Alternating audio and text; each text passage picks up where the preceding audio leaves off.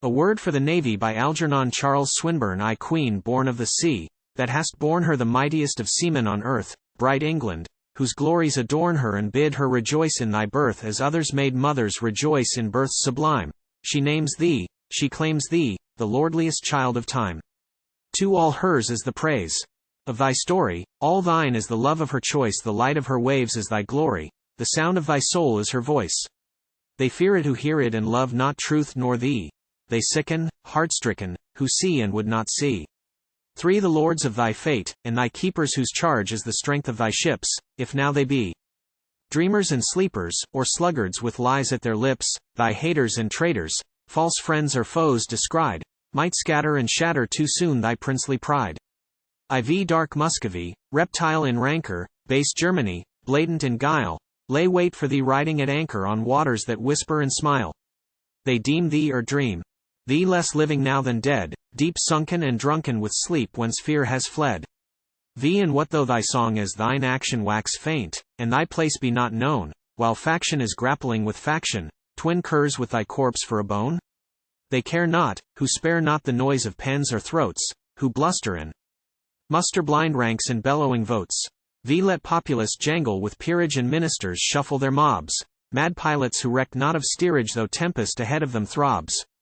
That throbbing and sobbing of wind and gradual wave they hear not and fear not who guide thee toward thy grave. 7 No clamor of cries or of parties is worth but a whisper from thee, while only the trust of thy heart is at one with the soul of the sea.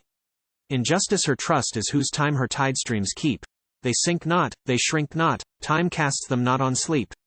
8 Sleep thou, for thy past was so royal, love hardly would bid thee take heed were Russia not faithful and loyal, nor Germany guiltless of greed. No nation, in station of story less than thou, re-risen from prison, can stand against thee now. Ix Sleep on. Is the time not a season for strong men to slumber and sleep, and wise men to palter with treason? And that they sow tares, shall they reap? The wages of ages wherein men smiled and slept, fame fails them, shame veils them, their record is not kept. X Nay, whence is it then that we know it? What wages were theirs, and what fame? Deep voices of prophet and poet bear record against them of shame. Death, starker and darker than seals the graveyard great, entombs them and dooms them to darkness deep. As fate. 11 But thou, though the world should misdoubt thee, be strong as the seas at thy side. Bind on but thine armor about thee, that girds thee with power and with pride. Where Drake stood, where Blake stood, where fame sees Nelson stand, stand thou too, and now too take thou thy fate in hand. 12 At the gate of the sea, in the gateway, they stood as the guards of thy gate. Take now but thy strengths to thee straightway, though late, we will deem it not late. Thy story, thy glory, the very soul of thee, it rose not, it grows not, it comes not save by sea.